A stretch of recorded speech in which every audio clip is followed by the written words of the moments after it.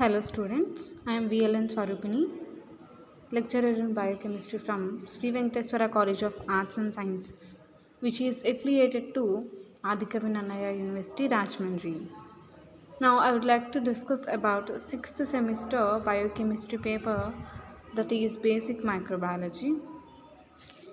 And in the previous class we have already discussed about few scientists. Now let's continue with Edward Jenner.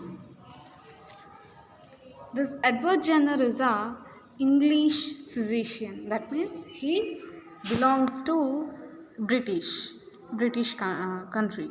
Okay, and he successfully used cowpox virus to immunize people against smallpox in the year 1798. That means he used cowpox virus to immunize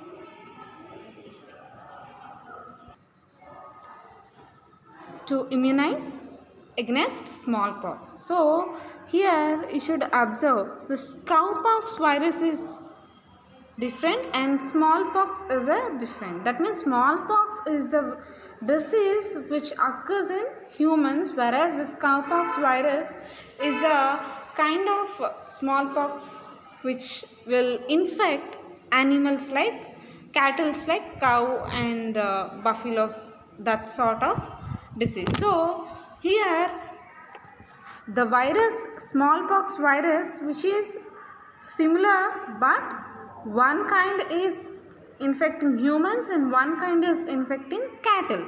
So here this Edward Jenner, what he did is he used cowpox strain to immunize people against smallpox. Okay, so he did this experiment in the year 1798. Okay, so if you see nowadays, this particular smallpox is made from the virus grown on a healthy cows or sheep. That means this smallpox virus. So here nowadays, to treat the smallpox virus is infected to the healthy cows or sheep, and from that from there they are taking the smallpox agents as a vaccination.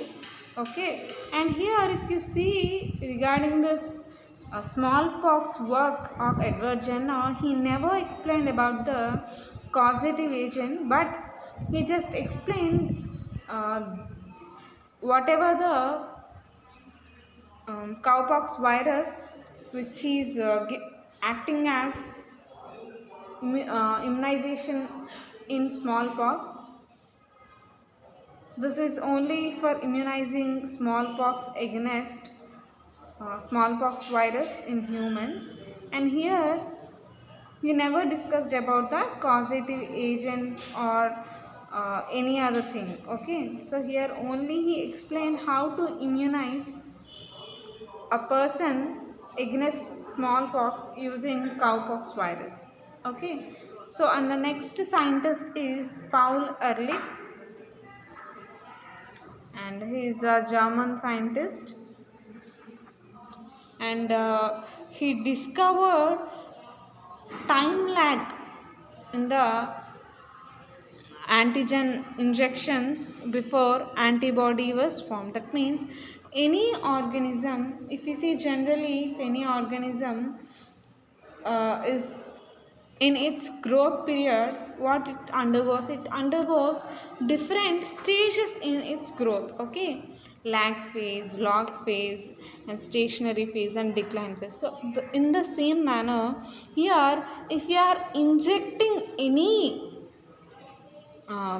bacteria or any antigen we are injecting to any person, that means simply imagine an antigen is infected to a person, and in that person immediately that person body respond to that particular antigen, and produce antibodies against that antigen, and between these two steps, that means infection of antigen to the person and production of antibodies against that particular antigen in the same person, between these two steps there is a time lag. So this Ehrlich, Paul Ehrlich, he explained about the time lag between these two steps of antigen infection and antibody production. Okay, and he also explained that immunity can be transferred from mother to offspring. That means if baby is in the womb, mother can transfer immunity to the baby. Okay, so this is also explained by Paul Ehrlich, and also he formulated a theory of antibody formation with side chain hypothesis. That means he explained antibody formation using side chain hypothesis in the 19,000. Okay, and he's the first scientist to discover the special type of cells called mast cells. So he's the first person to identify mast cells, and these he also observed that these cells increase in condition of chronic inflammation. So these mast cells are also a kind of immune cells, and these are only seen during the chronic inflammations. That means whenever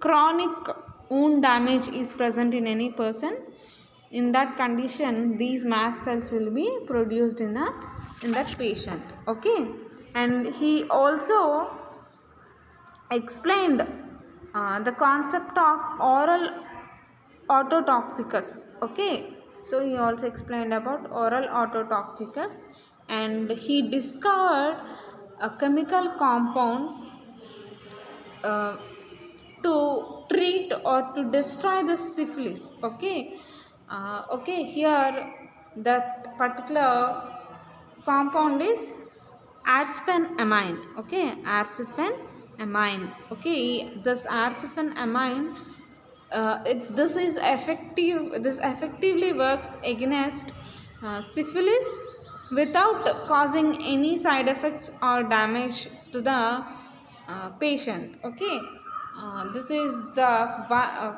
first ever therapeutic substance scientifically discovered. That means this is the therapeutic drug first ever identified to treat any disease. Okay, and he also got a Nobel Prize in the year 1901, and he shared that Nobel Prize with Elie Metchnikoff. Okay, so this is about the scientists, what what we have in our syllabus, and now let's move on to the important topic, that is spontaneous generation versus biogenesis. Okay, spontaneous generation versus biogenesis. Here,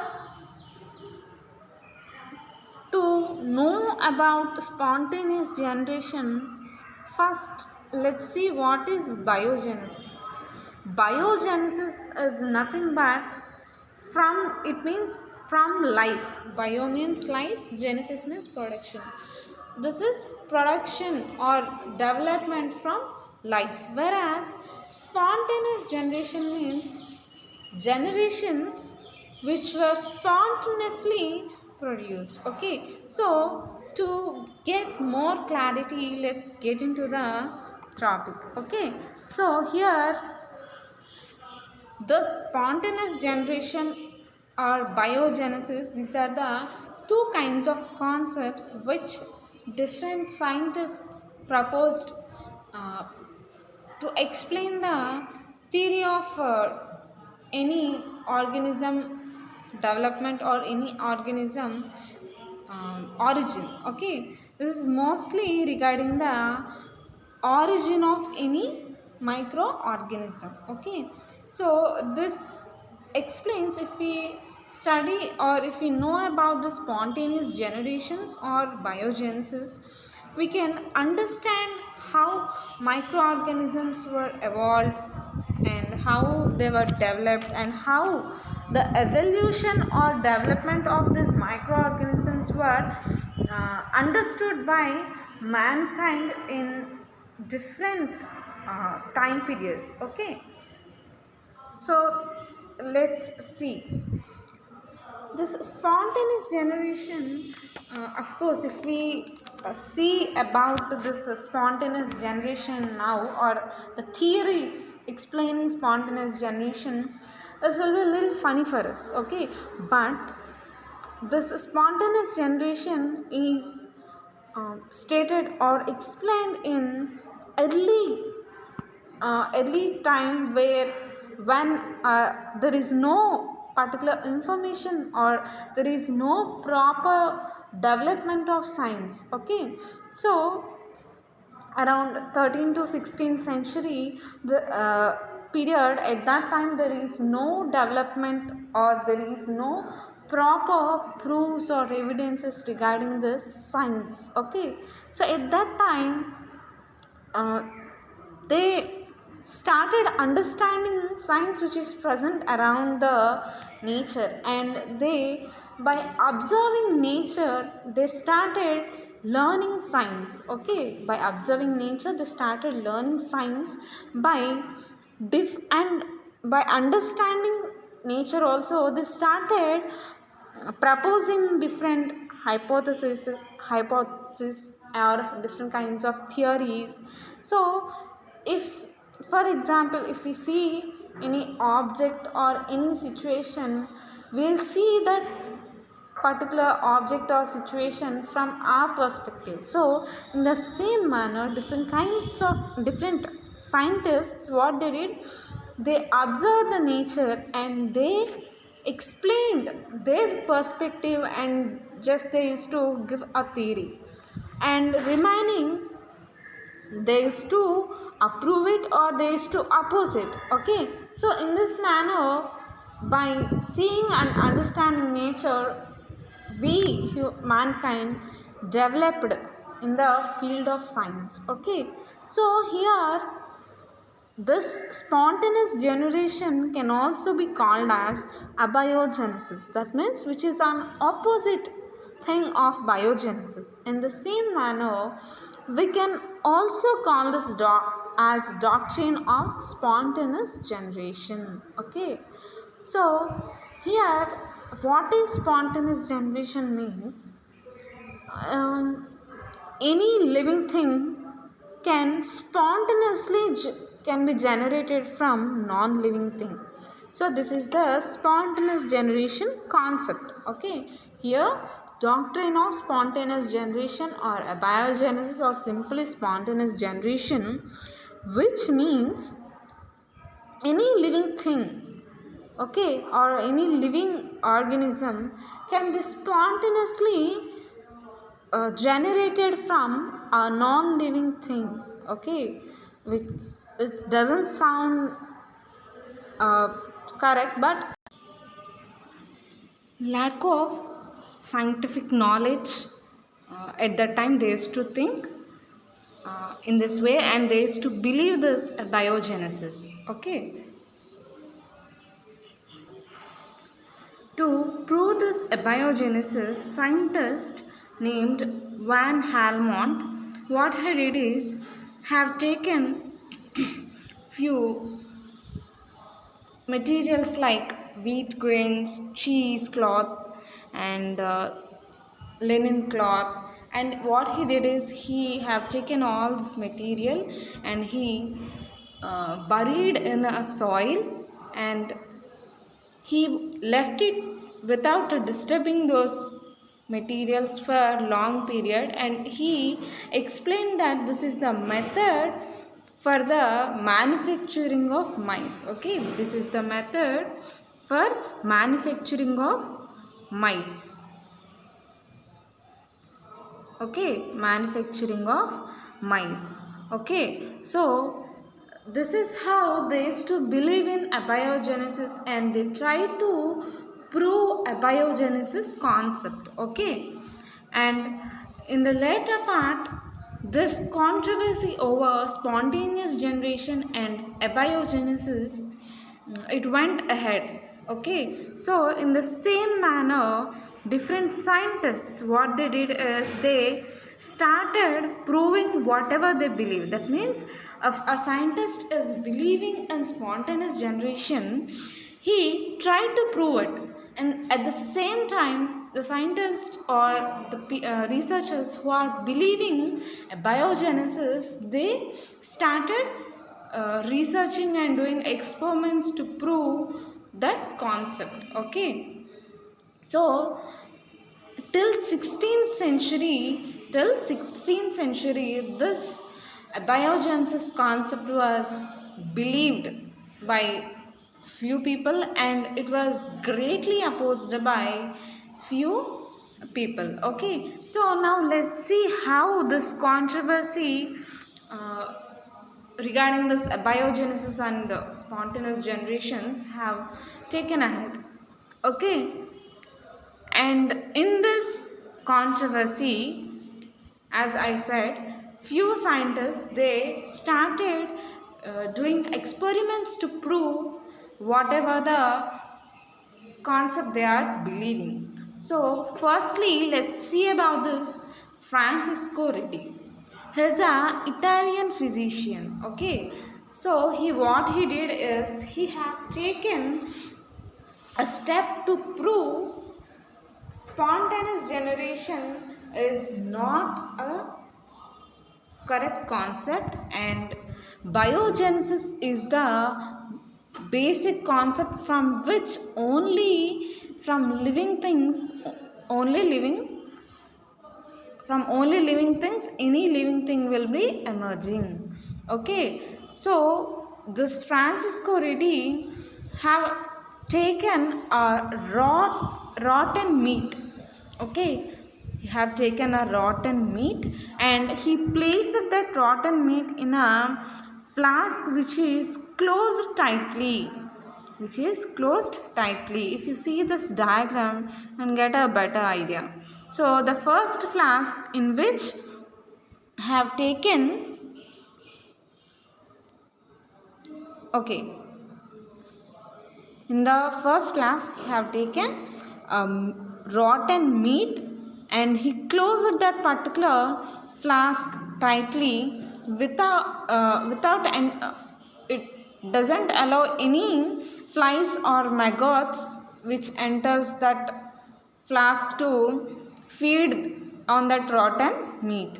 And in the second flask have taken an empty flask and he placed this rotten meat and he left that particular flask to allow maggots or any flies into the flask. Okay, so at the end of the experiment what he concluded is, here this maggots what they did is they entered the flask too and they laid eggs on the rotten meat. That means after feeding plenty some of the meat, what the flies will do, they will lay few eggs. Okay, and from that eggs again new maggots will be emerged. Okay, so as this happened, he explained this particular second flask is allowed for the entry of the maggots, on which these maggots laid eggs and new maggots were emerged. And in the flask 1 there is no entryway for the maggots and they did not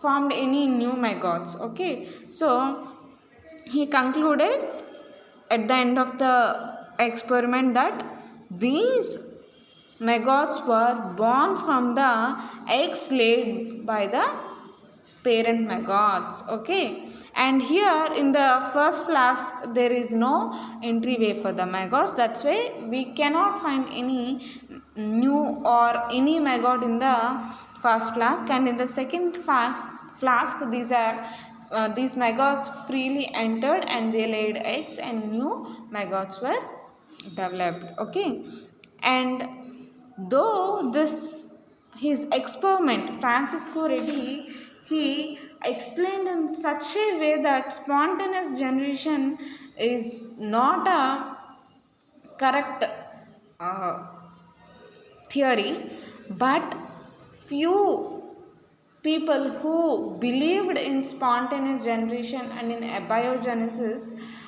very strongly, they opposed Francisco Redi, and what they told is, in the second flask it is free for air also. It is not just free for uh, these maggots, even air can enter. So maggots were emerged from the air. Okay, so they opposed Francisco Redi, and what they told, they told that this, in the second flask along with maggots, that means in Francisco Redi version, this flask is allowed for maggots, but in the view of the scientists who believe in spontaneous generations or in the abiogenesis believers, they are seeing in another way. Okay, so we know every coin will have two sides. So Francisco Reader seeing one side, and the spontaneous generation believers is seeing the other side of the coin. So here they are believing that this flask is free for air. So air is the basis for the generation, spontaneous generation of the maggots. So again, Francisco Redi said his experiment, and he added one more setup, that is third flask, in which he tied this flask with a gauze cloth. Okay, that means here air can enter through the gauze cloth, but maggots cannot. So in the third case also, what happened is, maggots cannot enter the flask even though air enters, and as maggots were not entered into the flask, whatever the meat is present there, what happens? There are no maggots, and maggots doesn't lay eggs on the meat. Again, there will be no presence of maggots in the third flask also. So finally he successfully demonstrated his experiment to prove biogenesis is the basis of any development, any organism development. Okay, so this is how Francisco Redi contributed his work towards the biogenesis. Okay, and now let's move to the next scientist, that is John Needham. John Needham also conducted a few experiments to explain this abiogenesis versus biogenesis concepts. Okay, so for his experiment, what he did is, have taken broth, okay, chicken broth, he heated the chicken broth. That means here have taken liquid broth, that is chicken broth, and also some corn infusions, which is a highly nutritious fluid. Okay, so he have taken that nutrient broth and he boiled that particular broth, in which there is no existence of microorganisms. But after few hours, when the broth is to the cool, that means when the broth cool down, at that time there is observing he observed some microorganisms in them.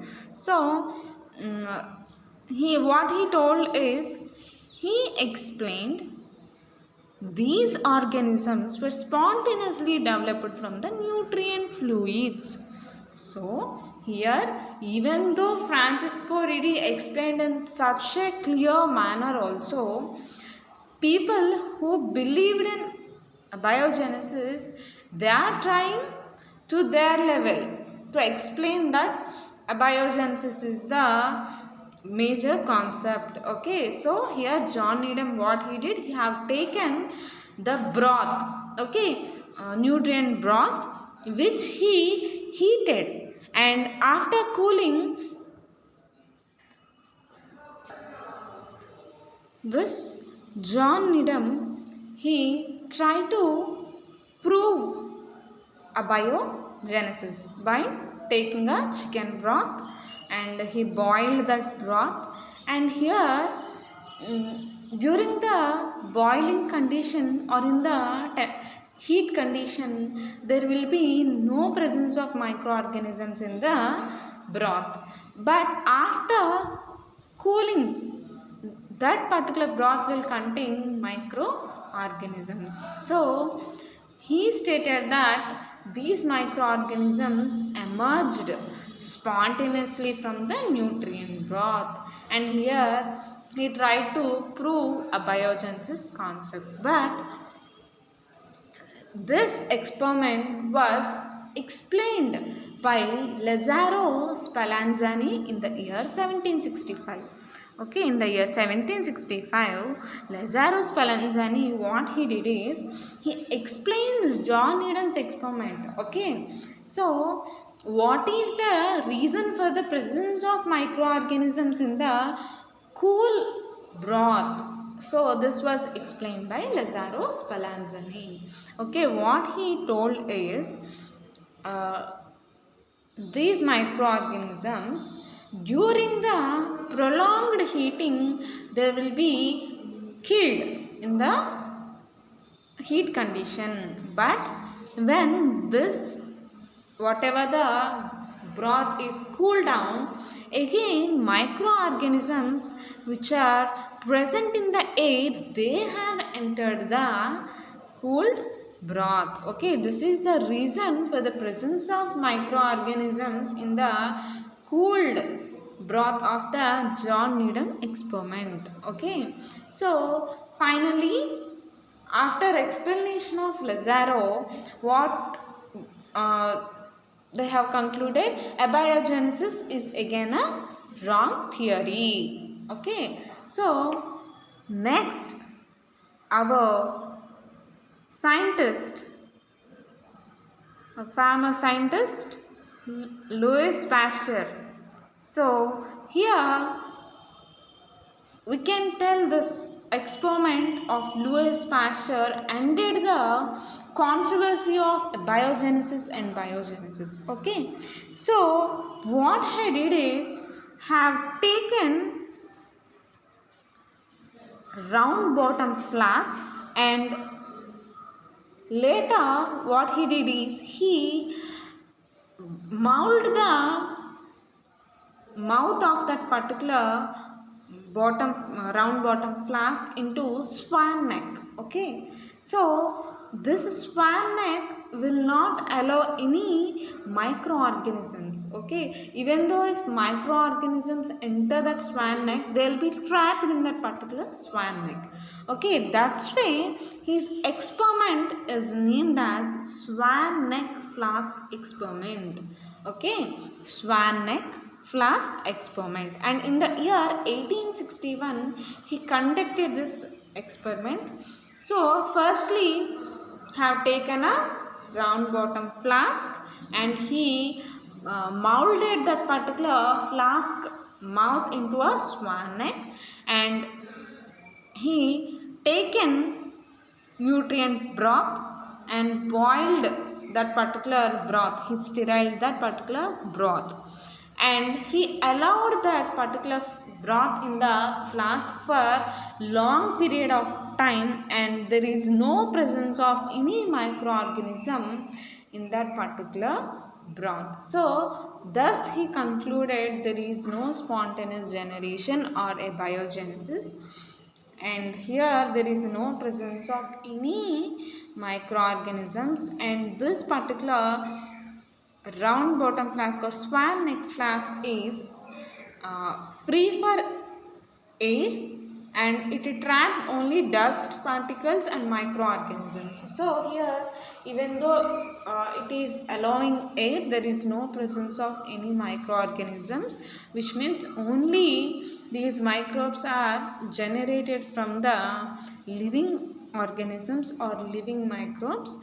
Thus he concluded his experiment. Okay, but to explain this experiment, he reconstructed the same experiment many times, but he failed to show this same result every time. That means he have taken this one flask and boiled the broth for couple of times. That means he reconstructed that particular experiment, and when he tried to reconstruct, he failed. That means when after boiling that broth and when he kept it for some time, again he used to observe some kind of microorganisms. Okay, so by this failure, many people who are believing in abiogenesis concept,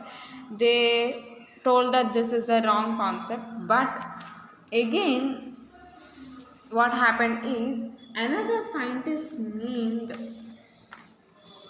Tyndall, okay, another scientist named Tyndall, what he explained is, there is presence of two kinds of bacteria in the nature.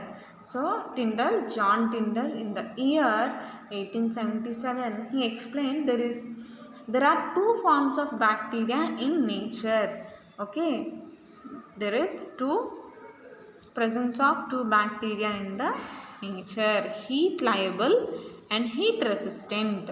So these heat liable bacteria, they can live at high temperatures also. Okay, and heat resistant forms, they are killed at even lower temperatures. Okay, so this particular failure, that means during the boiling, microorganisms will be killed, but whatever the heat resistant bacteria are present, they undergo endospore formation during the unfavorable conditions. Okay, so during that period they form endospores, and whenever the favorable conditions are present around them, they again they again form into a livable or live condition. Okay, they'll come back into the live condition. Okay, so this Tyndall, he explained this concept, and also he told a solution for this problem. So he recommended continuous boiling of the broth. After broth is cooled, again we should boil the broth. That means we should first we'll go for the first heat or first boiling. Then whatever the microbes are present, they will be killed. If there is presence of any heat resistant bacteria, they will be turned to endospores. Okay, again after comfortable or favorable conditions, these endospores will be turned into bacteria. Okay, and then again we should boil the broth. And now what happens? Whatever the heat resistant bacteria which are turned into endospores will be again killed in the second boiling. Okay, in this form we can eliminate the microorganisms completely, and this process of continuous boiling of the broth is named as Tyndallization, after the scientist John Tyndall. Okay, so this concept of endospores and Tyndallization finally gave a full stop to the debate of abiogenesis and biogenesis. Finally, what happened? This particular spontaneous generation concept was put to an end, and From that day till date, we are believing in biogenesis concept. Only life emerged from a living thing. Okay, that is the end of the concept. Okay, so this is for this topic. Thank you, students.